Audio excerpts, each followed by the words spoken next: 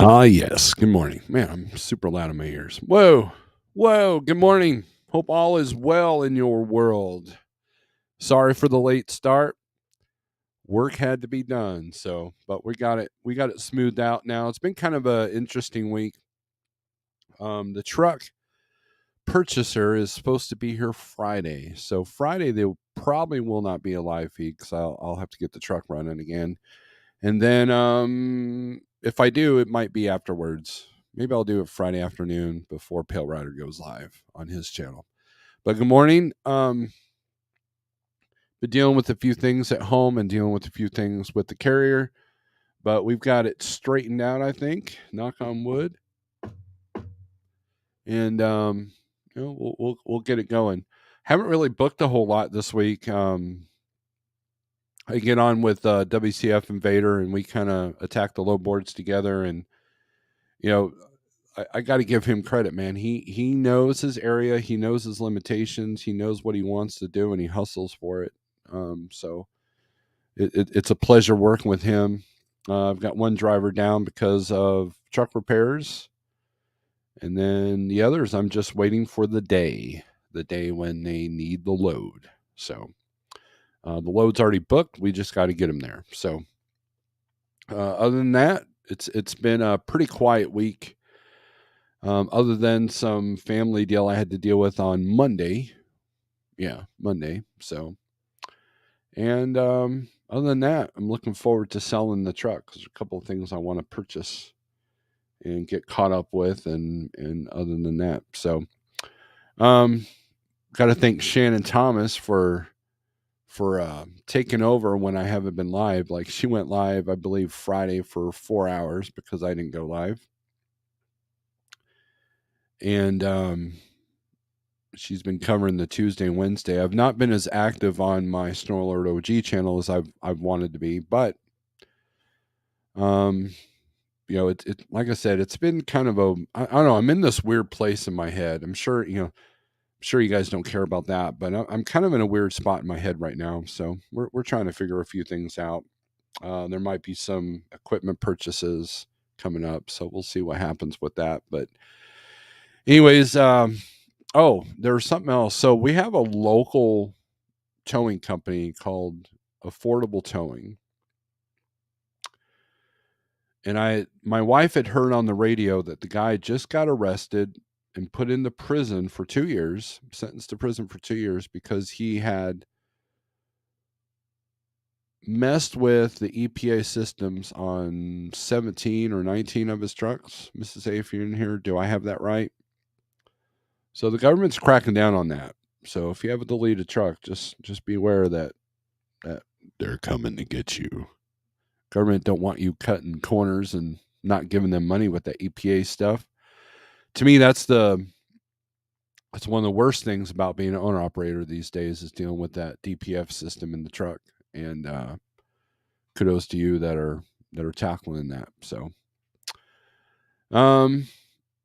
anyways, we'll do some shout outs and then we'll go to the 1, 2, 3 low board and kind of take a look around at things. I see that Sterling already has a request.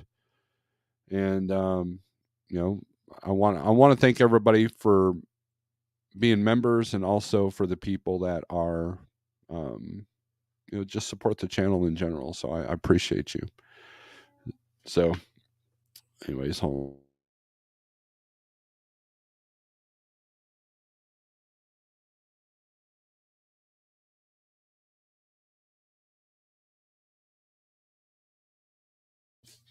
Sorry, I had to tell the young one goodbye. She had her first choir concert for college last night. So it was very awesome to hear people on that level. So, and she's a big part of it. So that's the first Allington to hit college in a minute. so kudos to her.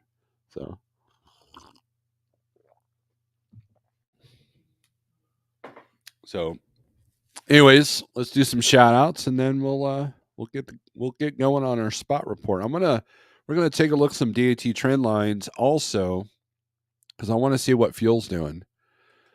So my name is Nobody. Good morning. Sterling Wheel, ahoy. Daryl Worth, good morning. Southbound Pack what's up? Jonathan Wheeler, good morning. Jose, good morning. Grago, hey, what's up? Flatbed Trucker, good morning. I'm sorry, not Leroy. Elroy Logistics, blessed morning to you, Steve, and everyone on the live. Thank you. Red Diesel, good morning. TK, hey now. I know he likes that. CDN Freight Broker, top of the fine hump day, Wednesday, Mr. Steve. May today an inch towards your goals. I hope so. I have a couple of things in the works, and I think it's going to come out beautifully. But if not, we'll flip the bird to the scenario, and we'll try something else. So keep swimming. 53 Reefer, Chicago to Seattle. Hold that thought there. We'll get through the shout outs, and then we'll do that. Good morning, Steve and everybody. Scorpion Trucker. Hope you're well. I wonder if that would be the same for pickup trucks. I don't know. Mrs. A says 12 trucks. So I don't know what size these tow trucks were. I know that Affordable has everything from the small pickup size to the big semi truck ones. So I don't know. But you know, it's a sign of the times, right? Like, it's funny in these mechanic and maintenance circles and pages on online and everything on Facebook and all that. Everybody's concerned about engine and oil and all. I mean, all the stuff that regular maintenance that truck drivers have been worried, have been having to maintain for since the last 80 years, right? Um, you can take your oil samples. You can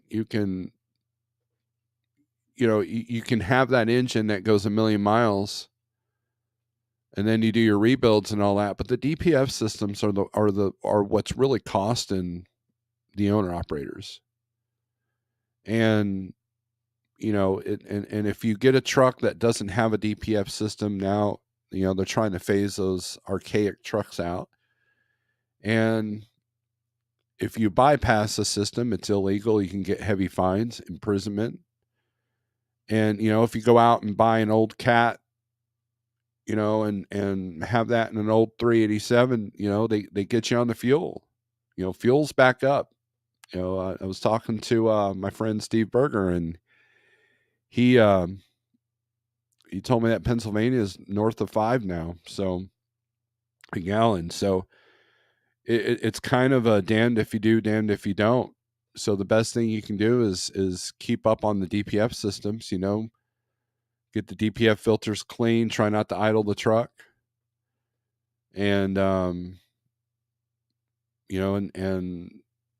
and hope that your shop has the NOx sensors and the SCRs and all that in stock, so you're not down. But that's literally been the biggest expense of my truck. And I'm not as worried about my turbo or my air compressor or my my gearbox. I'm more worried about the DPF system, because something that now, this is just my opinion, okay? I'm not an expert, I'm not a mechanic, but I've talked to other people that are mechanics. In the last 3 years, there's been this shift of how trucks are fixed. And it's borrowed from the car industry.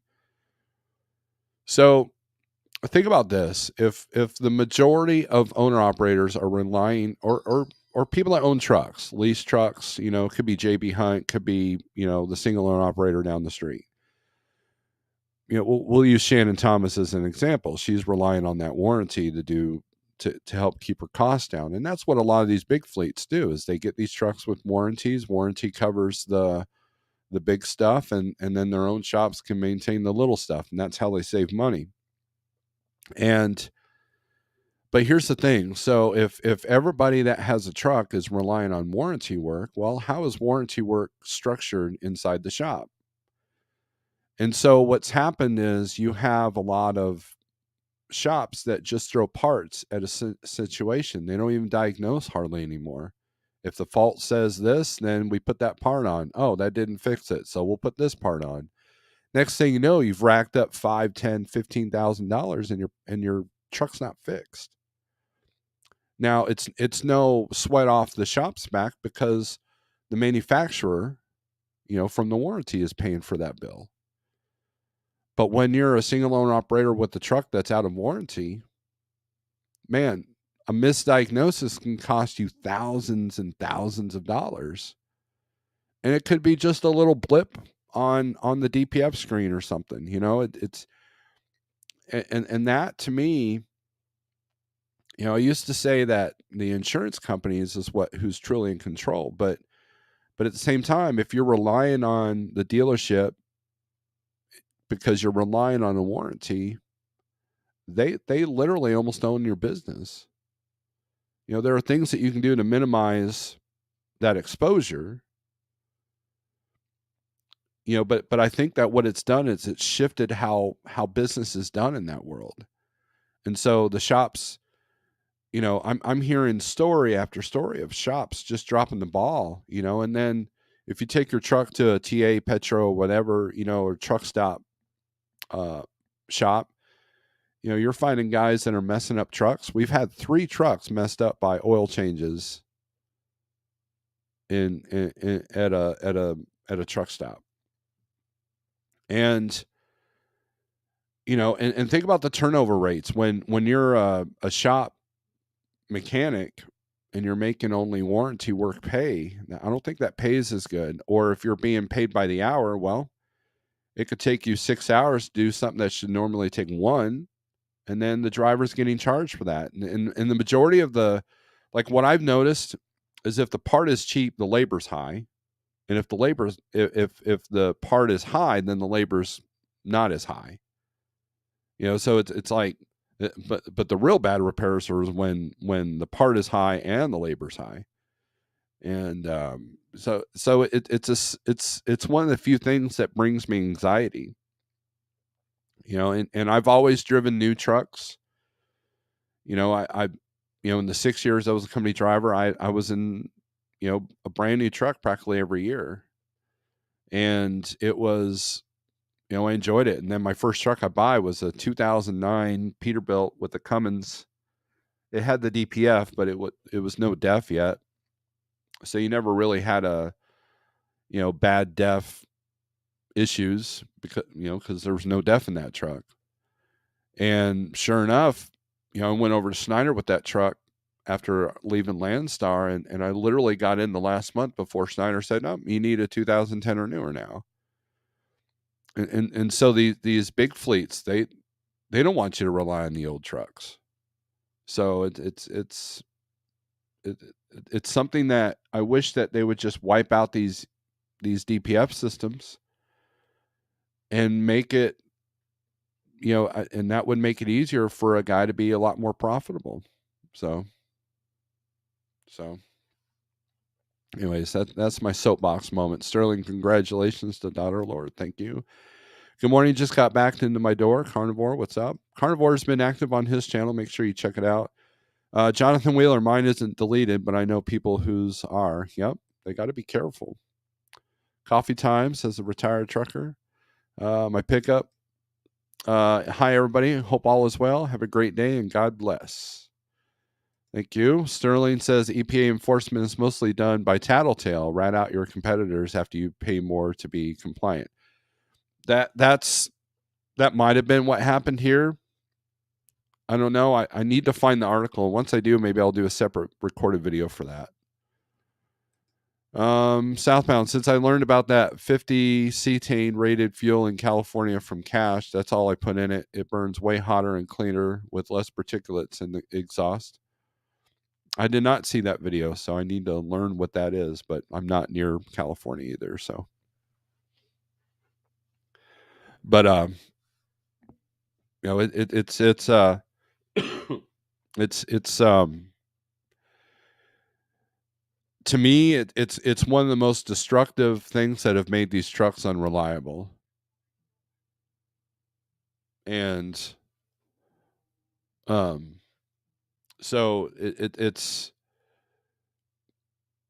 I don't know. To me, that's what brought me the most anxiety. I've had my SCR go out. I've replaced my dozer valve a couple of times.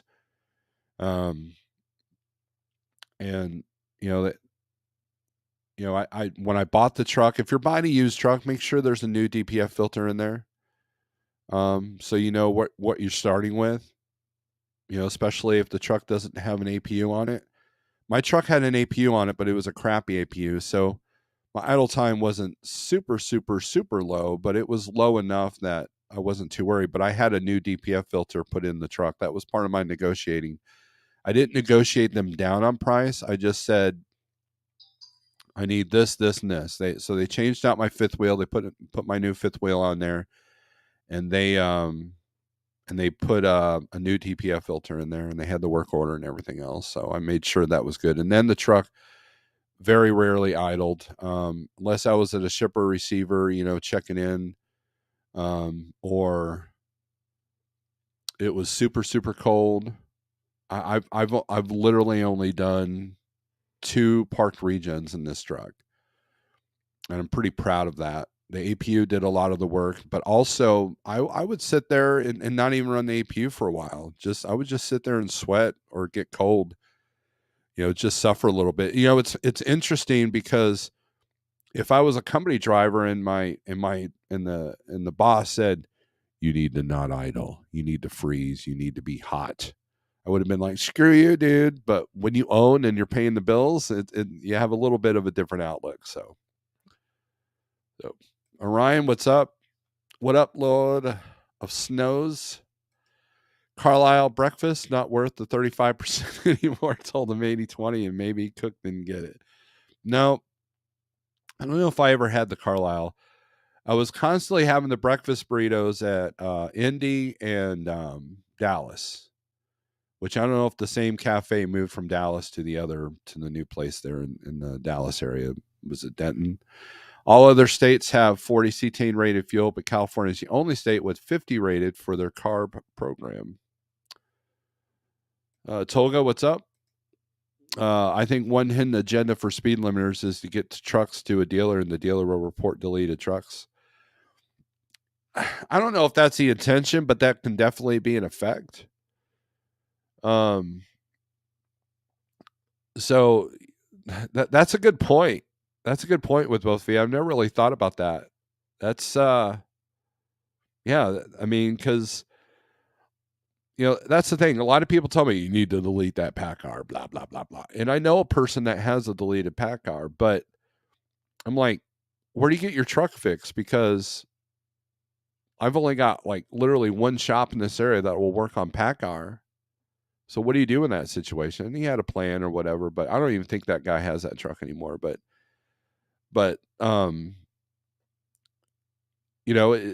it I don't know. That's a great point with both feet. So, speaking of fifth wheels, what's your opinion on the greaseless fifth wheels? I think it would be great if you owned your trailer and never got underneath any other trailer. I've never used them, but I would think that would be the benefit. But if you're doing a lot of dropping and hooking with other trailers, because I've heard that you don't want grease on those greaseless fifth wheels, so you have to be real careful. So, um, as far as performance or whatever, I don't know. I've never used one, but I would think that if it was a great alternative, that you would want to make sure that you only pulled one trailer. That way you can, wash it out, clean it up, and then never touch grease again on the fifth wheel. So Sean says, I bale hay in the summer. Sitting in hot truck don't bother me. Truck has never done park regen. Yeah, the heat the heat is so like my pattern is, I did a lot of sitting too because I would do the short runs. So I saw a lot of dock time or a lot of truck stop time. And What I would do is I would sit there unless it was just insanely hot. I would sit there and I would, have the windows open, have a good fly swatter, right? And then and then when it got pretty hot, I would run the truck for about 20 minutes, get it nice, cool down, then I'd run the APU. I loved days like what we're living in now, where you had the perfect temperature at night, or the perfect temperature just sitting. It'll always annoy me when it's be like 65 degrees, perfect, and somebody parks next to you, and all of a sudden they're in high idle for 6 hours, and it's just like, what do do you not pay for fuel? I mean, you're burning, by putting the truck in high idle, you're burning about a gallon of fuel an hour. And if it feels like $5 a gallon, you're literally spending $5 to $6 an hour just to sit and do nothing. So some of your new trucks have them. Oh, okay. Like I said, I think it'd be a disadvantage um if you do a lot of drop and hook. But hey, what do I know? I don't know. Jack. You should see turns in Charlotte stacked on top of each other. Read between those lines. Payments too high. We're taking bad hits here. Rates. Yes, I know. The Schneider Finance guys are really struggling right now, and contract freight is going through a shift right now. So I'll give you a perfect example. So some of the contract freight that I know that brokers have, um, some of this multi-stop stop I used to get out of Georgia is now paying $1.54 mile asking rate. Stuff that used to be 250 like last year, like I would run over everybody else just to get these loads for one of my guys, and now I won't even touch them. And what's ironic is that when the rates are really good, I had to kind of fight to get in and to get in there and get those loads, right? But then for a while they just disappeared. And I don't know if the broker renegotiated a lower rate, but now I'm getting like 10 emails a day from this broker, where before I wasn't getting one, and they're having trouble covering. Why? Because the rate's too damn low for what is needed for each of those loads. It's not that like, well, I need $3. No, it's more of a, wow, that's not sustainable for what you're asking for. So that's one of the challenges of being a broker. Dealing with shippers that are trying to lower their costs, and but yet still have a rate that's maintainable by the truck that's doing those loads. Authorities are dropping off too, so the tactic of lowering the rates to kill the small owner operator, it's working in some areas, but you gotta figure things out. And I'm getting a lot of dedicated run requests. I'm getting a lot of lanes. Hey, we need 7 loads covered each week for that's doing from here to here. I'm getting a lot of those emails. Amazon's putting out the contract blocks out there, preparing for Christmas shipping. Mail runs are increasing. A lot of brokers are trying to bid on those, and they're looking for the people that want the steady game and make sure it's a maintainable rate. So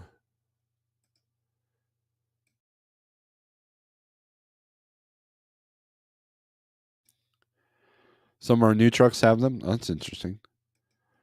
110 to 120 coming out of Savannah contract. Yeah, that's crazy. My truck used about half a gallon an hour. Is that in high idle? That's pretty good if that's high idle. Um, it's about a half a gallon if you don't bump up the idle, but I know that's not good for the DPF system, so I always idled higher if I needed to. But anyways, so what I'll do is every couple of weeks I'll go out and start the truck and get the high idle up. I let it run for about 10 minutes, and then I'll bump up the idle, let it run for about a half an hour, and then shut it off. That's pretty much what I did, especially in the wintertime. I didn't want the fuel to gel up, and there's a couple of times where it did on the APU, so the APU would go out, and next thing you know, I'm jump starting the truck. But beyond that, it's been a good truck, but I'm ready to see it go. So all right, so let's go to 123. I know Sterling wanted to see Chicago. Where's his post at?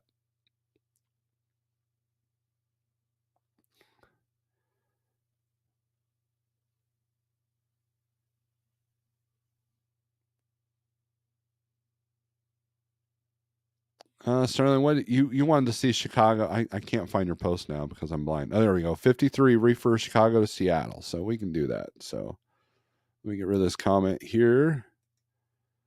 And let's go to 123 low board, shall we? Present, share screen. There we go. All right. So let's look at search. Create new search. Chicago.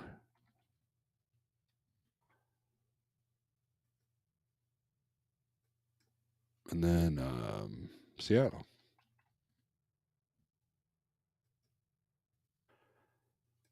Put this on reefer. Apply. Let's do it for today, tomorrow, and the next day. Search. All right. Wow, there's not many loads going to Seattle. Chicago to Portland. Joliet to Lakewood. Lebanon, Indiana, going to Grandview, Washington. And we got 2 of those. So let's take a look at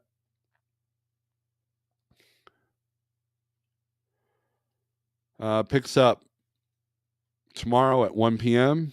or 4 p.m. Sorry, I can't read. Delivers at 9:33 p.m. on, let's see, looks like Monday.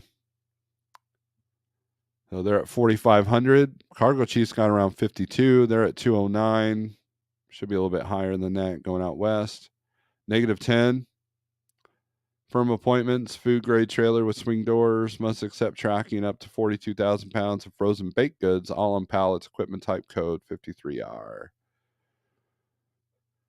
So there's that load. Let's see if they're approved by Thunder. I'm not familiar with Cornerstone.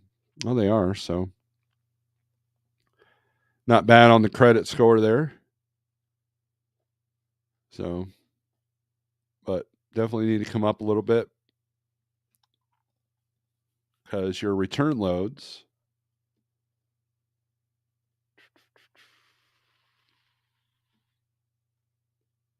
The return loads. There we go. There's 2 going right back to Lebanon, Indiana area. Pendleton, Oregon to Bluffton, Indiana, $1.37 a mile. So you're going to take a hit coming out there. Now they're way below Cargo Chief, so there's some negotiating. But even the Cargo Chief's at $1.78, 44.5 on the weight, and it's a dry load, so that accounts for the low rate. So, I want to give you van rates, even though you're still driving the reefer. So you're just not running the reefer fuel, right? So if you look at Grandview to Anywhere, what is the highest paying load? Let's do the overall rate. Highest posted rate is $2.15 a mile going back to Milwaukee. So there you go. I would get this load, Walla Walla to Milwaukee. So you can get 250, 270, or 280 out there, and then 215, 220 back. Let's take a look at this load. I wonder if it's multi-stop. It's not saying multi-stop.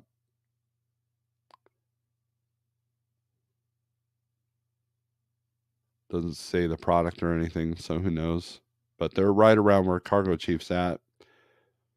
It doesn't pick up till Monday, so they're being aggressive on the the asking rate. So that means it's probably important. Or it's got multiple stops or something like that. So there's your results there, Mr. Sterling.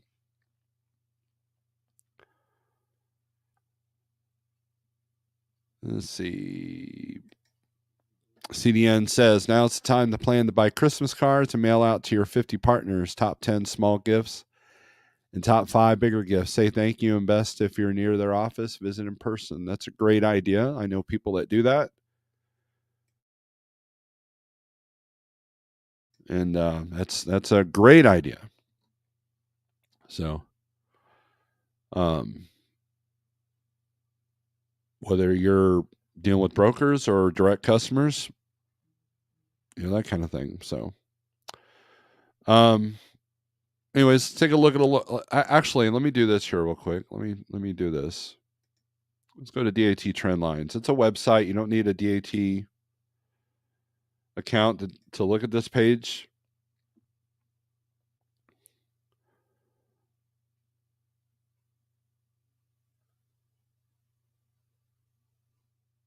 To me, this is the important page, right? Because Jeff was live last night. I caught a little piece of it because I was in between dealing with my daughter's concert. He was saying about these people that make predictions, and I get people calling me all the time asking me predictions. DIY and we talk about that kind of stuff all the time, but it's more of a, what are you projecting and what are you seeing, and do you think we're at this, or you think we're at this point? What's going to happen? And it's more, I go more off of feeling and trends versus what the predictors are saying. Does that make sense? So, like, sometimes if you want the weather forecast, just walk outside, right? And this is walking outside. This is what this shows is the past. This shows, like, if you're struggling right now with something, looking at this past stuff is going to reveal why you might be struggling if you're not keeping track of your numbers and all that. And and so what I like about this is you take a look at fuel prices. They've gone up over the week. They're up 12% over the month, and then but they're still down 12.8% for the year. And it's from August to August. Right? So let's take a look at flatbed load the truck. Down 0.3%, down 15% for the month, but still down 50% over the last year, which is why a lot of flatbedders are struggling right now. And that's why your rates have dropped in general, right? Spot log posts are up 8%. They're up 12% for the month, but they're still down 41% for what they were, which is why we're not seeing that much of a rate change. It's been easier to book loads. It's been easier to hold the line. And I'm having more and more brokers tell me that's all they got in it. And and a couple of them have come back and said, well, I'm going to have to go to my customers, see if they'll increase the rate, because this is all I have. And I don't know. I'm not an expert at that world, but I would think that you would want,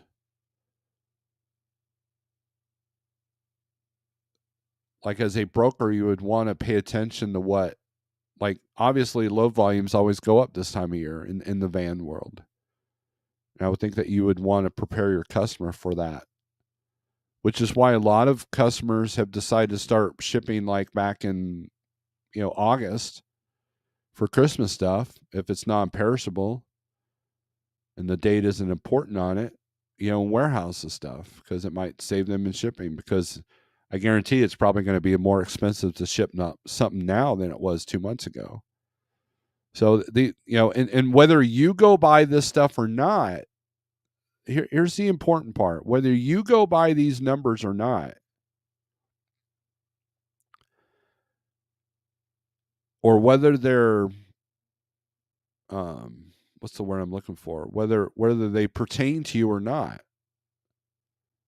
There are so many customers, brokers, and drivers that do go by these numbers. So there's a little bit of accuracy with this. But I want to see these changes, right? I want to see these changes. And because that's, so it just shows the volatility, right? Now these numbers don't mean anything to me. This 208 to 210, that just shows an upward trend, right? Flatbed is on a downward trend. Reefer is kind of up and down. So that tells me that it's more volatile, right? These numbers don't really mean that much to me because these are average rates. And so you take the highest, 400-mile runs that are $10 a mile or something like that to the lowest $1.20s, and you get this number. So this number is really kind of hard to pinpoint. So I don't pay attention to these numbers. I don't sit there and, well, I don't know why they're not at 210 a mile coming out of Atlanta. I'm not doing that. So, but at the same time, I'm paying attention to these numbers just to see kind of where we're at. And these kind of just reflect what I'm already feeling or seeing. And so it's not like I study this page either. I think that's the first time I've been on this page in a minute. But people ask me, hey, should I become a flatbedder? And I said, well, here's the numbers. And a lot of people have said that they've seen an increase in van rates. Well, these numbers kind of reflect that. Not enough to save your business, which I've said before, but enough that it makes a little bit less frustrating to book a load.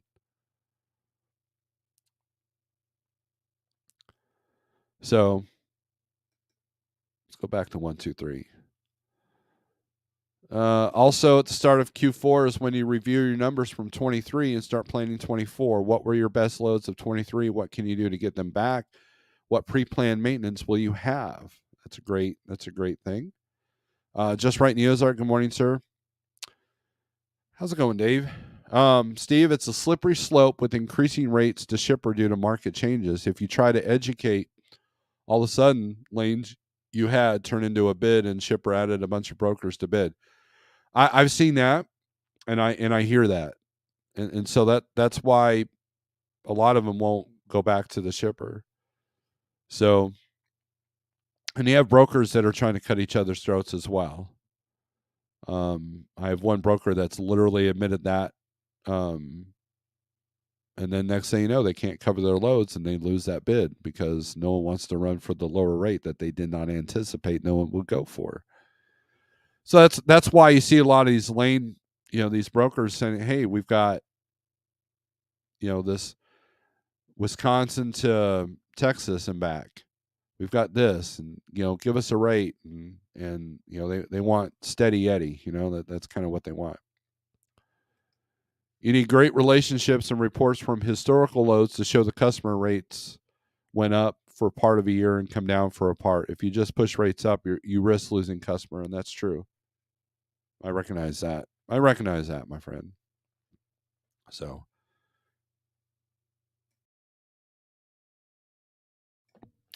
all right, let's take a look at load availability here, shall we?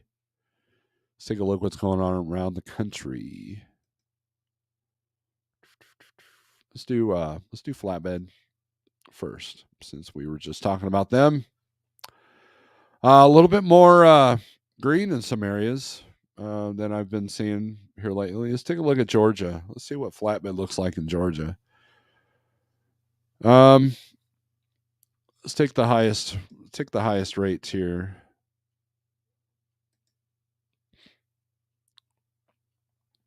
North Dakota paying $217 a mile. $223 to go to Colorado. $256 to go to Saginaw. Let's see what kind of freight this is. Cargo Chief's got it at about $2,000, so they're above. Cargo Chief, 15,000 pounds. Overdimensional. There you go. There's why it's slightly above 30-day or cargo, I'm sorry. Here we go. We got Hazelhurst, Georgia to Jamaica, New York City area, obviously. 48,000 pounds. Tarps needed. They're at 2350. They're above the cargo chief, so they're at a pretty good rate per mile, but you're dealing with New York City. So, and the challenges that come with that. So you're looking at about, let's see, how many miles? 936. So 2 days, 2350 divided by 2. That's not a bad rate. But then you got tolls and fuel to deal with going up there. So I would talk them up a little bit more, make it worth your while. Here's another Hazelhurst to Amherst, Wisconsin. So obviously there's a shipper in Hazelhurst that's going through different brokers. 2,100 for this.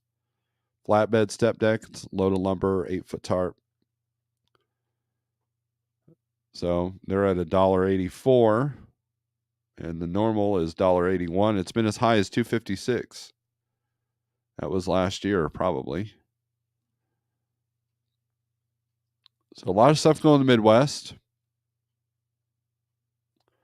So let's take a look at inbound in Georgia. What's that paying? $1.91 to go from Washington to Georgia. Here in New Miami, Ohio to Perry, Georgia. Let's take a look at this one. $6.47 a mile. I bet you it's oversized. Type 7 corrugator machinery, double drop. Yeah, so it's a specialized truck they needed. That's why it's so much higher.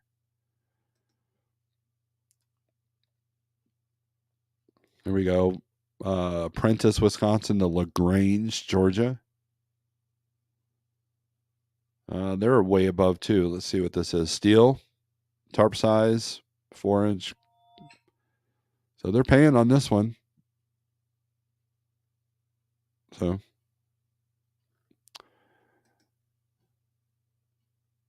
there's your flatbed. States. Minnesota's green. Let's take a look at what's coming out of there. $1.30 to go to Joplin, Missouri. Okay. Let's take a look at this one. Well, not much higher on the regular. 48 foot, or I'm sorry, 48,000 pounds. Says no tarp. Yeah.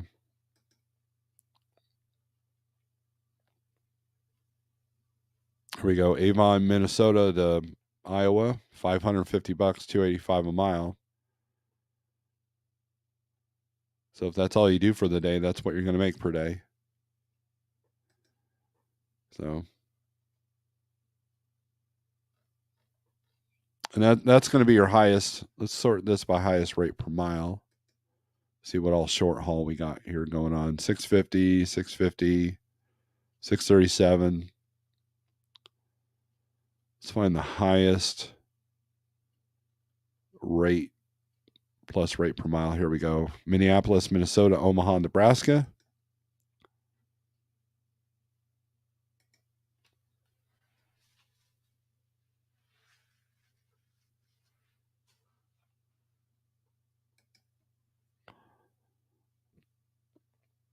They're $1,000, 384 miles, 13,000 pounds. Loads Wednesday at 10. Legal, no tarp. Ask for Brian. So Sherway tends to have some lower rates on some stuff. So I've noticed. Shannon Thomas, coffee with hands. WCF Invader, shoot, I'm missing the fun. You're not missing anything. By the way, I need to talk to you after this live feed. Don. All right. So let's look at van here. Check out flatbed. Let's go to van. All right. A lot more yellow than there is normally. So that kind of tells you something. California is still doing okay. Let's see. Let's take a look at Missouri. Let's see what I can do around here. Oh, here's the load. 1875 a mile. I can get on YouTube and brag about that. Kansas City, Missouri to Kansas City, Kansas. Picks up at 9:30. Delivers straight through. Cargo chief doesn't even have a thing on it. Man, this map's got a lot of stuff going on here. Let's see, Webb City, which is Joplin, to Okmulgee, Oklahoma. That's probably a load of Coke or energy drinks. Picks up at 8 p.m. You can pick up early on that, though, and deliver 6 a.m. the next day in Okmulgee. Sports drinks. See, man, how did I know that? Huh. It's almost like I know my area pretty good. 650 for 157 miles. That seems to be where everybody seems to be at on this Missouri short haul stuff. Ask me how I know.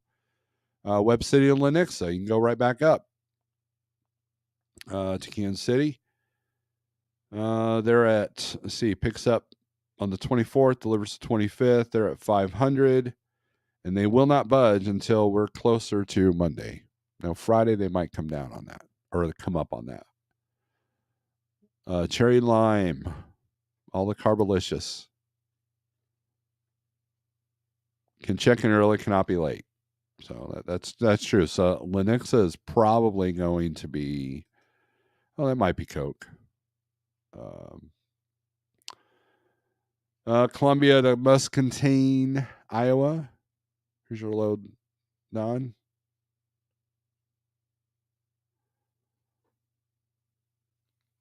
They're at 600. So these rates aren't too far off of what I've been able to get for the short stuff.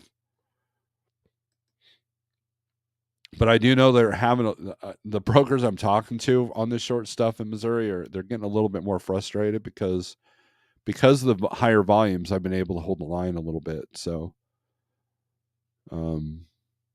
here's Carthage to Chattanooga, Tennessee, 241 a mile. They're at 1,500. Oh, it's hazmat. There you go. 10,000 pounds.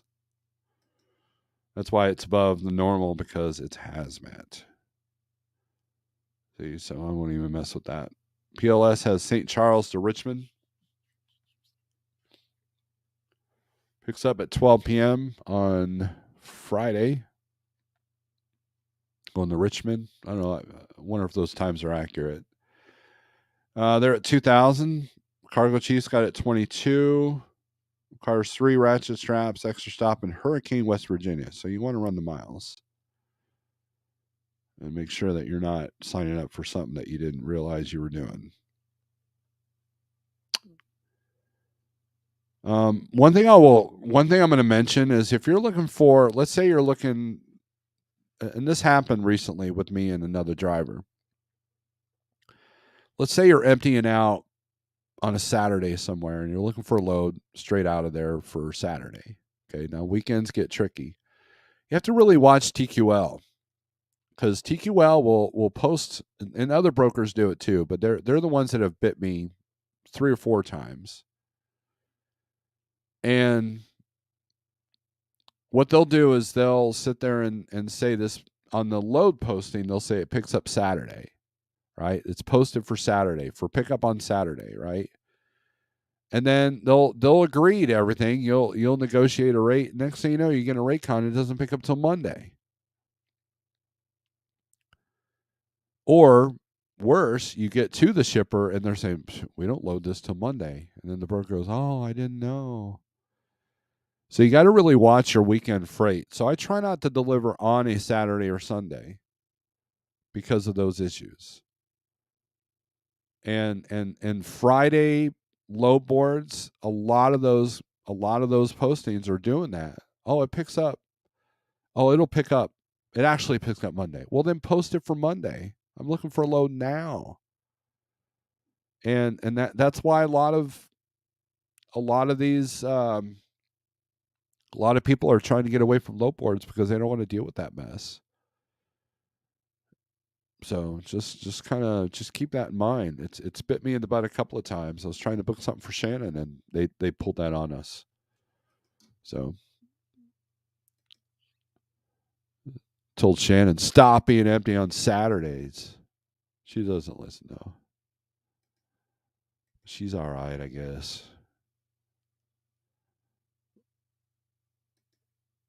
Mr. Charles, good morning. Hope you're doing well. I haven't talked to you in a minute. Intercity runs are a good way of supplementing your income. Yeah, if you know the customers, I think that, in Kansas City, you see a lot of Kansas City to Harrisonville, basically water loads going to Walmart there, outside, right outside the SAPs there. And if you do two a day, that's great. Or if you've got a big paying load and you've got a day gap, it's a great filler. But you got to know your area, you got to know your customers, you got to know the situation. I was in a situation where I was doing two loads a day at $550 a piece, so basically getting $1,100 a day to run basically from Joplin to Rogers and back. And if everything worked correctly, like shipper and receiving side, then it was a great day. It was a busy day, but it was a great day. It was a great profiting day because I was barely using any fuel. So, good morning, T-Bone. What's up?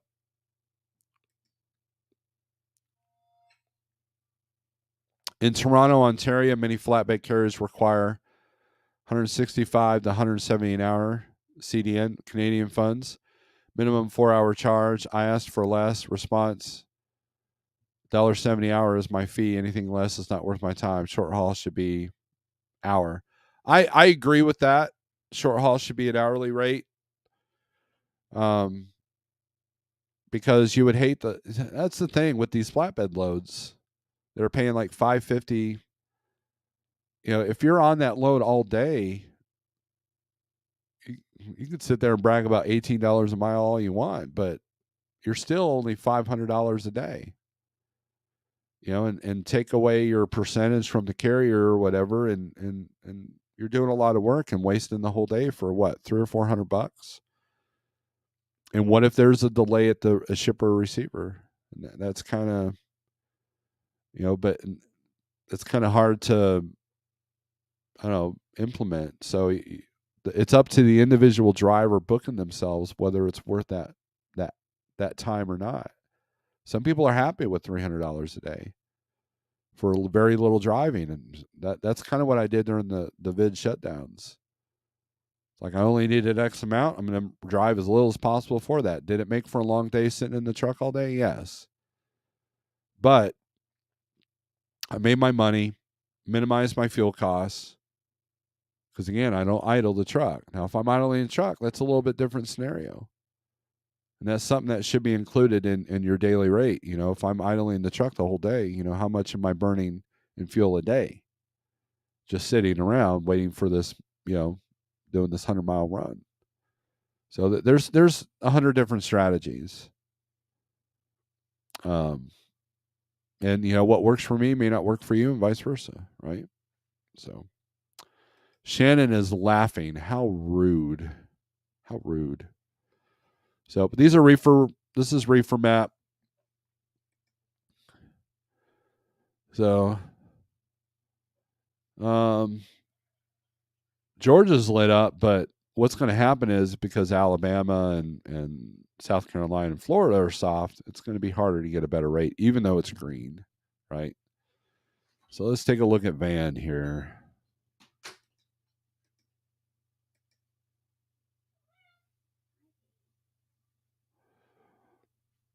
Man, a little bit more green in this area. Arkansas has been tough in Van here lately. Let's take a look at Missouri, since we were just there. All the short haul stuff. Here's another one: $300, Kansas City, Missouri, Kansas City, Kansas. Obviously, they're posting it on the reefer side as well. Let's do the highest rate. What's the highest paying load in Missouri right now, outbound? $4,000 to go from Pacific, which is south of St. Louis, to Sumner, Washington, $1.94 a mile. St. Joseph to Tacoma. St. Joseph is north of Kansas City. Pacific, more Pacific. That's going to be paper. It's going to be heavy. $42,000 on that. St. Louis to Tolleson, Arizona.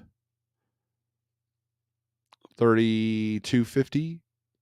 Picks up at 2:00 on Thursday. Delivers Monday at 4:30 a.m. So probably a grocery warehouse. Very light.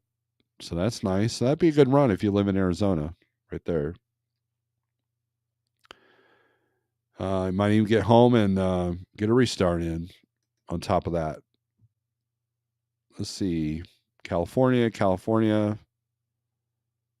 Here we go. St. Charles to Westboro, Mass.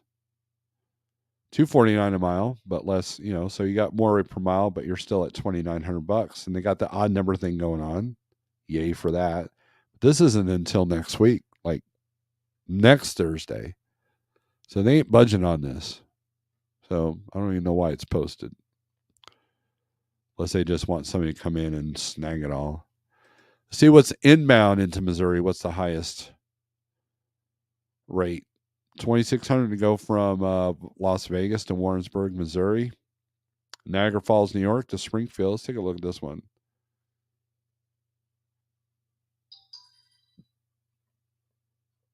2,300. They're above the average. See what's going on? No, nothing special here going on. So they're above Cargo Chief. So I'm going to imagine there's might be some multiple stops. Oh, picks up today. Might be just a truck fell off of it and now they need it covered. Picks up at noon. So if you want to go to New York and pick this up and come visit me, here's the load. Who's the broker on this? Sureway, of course. So not bad on the credit. 12 days to pay for Thunder, so that's good. They pay, which that's important now. Edison, New Jersey to Neosho, $1.50 a mile.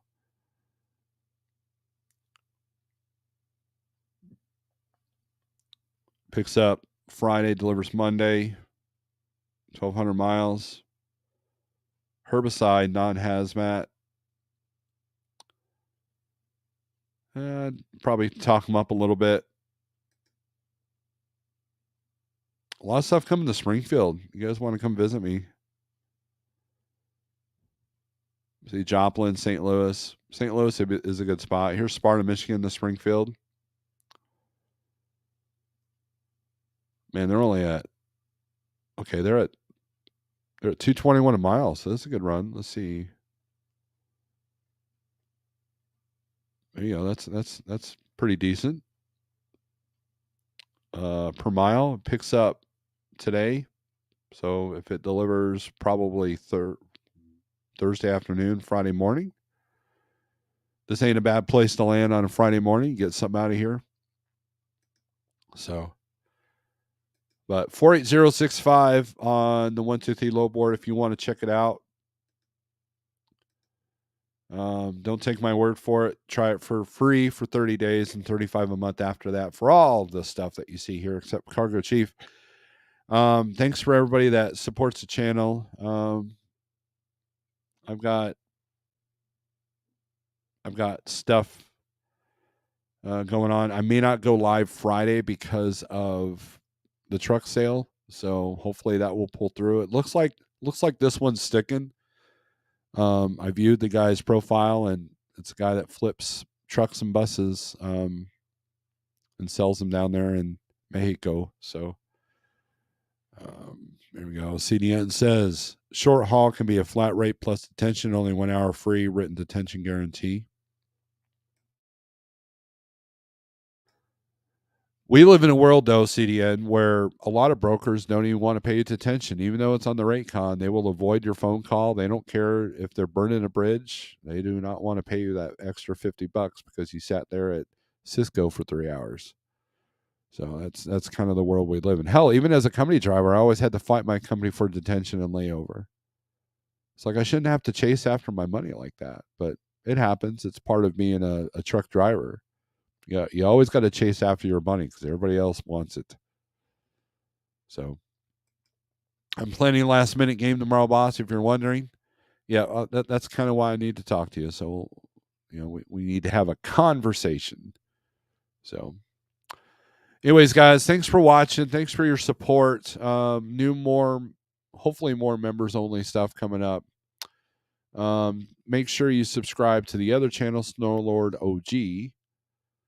And we'll talk about anything and everything over there, or most things. We don't get too crazy over there, but we don't also talk about just trucking over there as well. So, or the person just trucking, we don't talk about him at all. So, I don't talk about other YouTubers if I can help it. So, Anyways, guys, thanks for watching, guys and gals. And with that being said, strength for today, hope for tomorrow, and aggression turns the screws. Peace.